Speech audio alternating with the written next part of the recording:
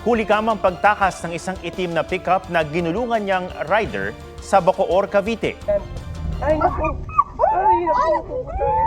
Di ba kami naman din? Napasigaw ang mga saksi dahil sa pag-ipit pa ng itim na pickup sa sinalpok nitong rider.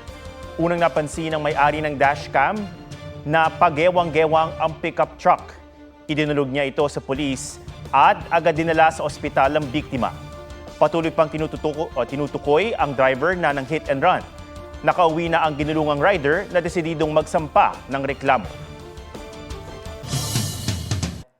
Huwag magpahuli sa mga balitang dapat niyong malaman. Mag-subscribe na sa GMA Integrated News sa YouTube.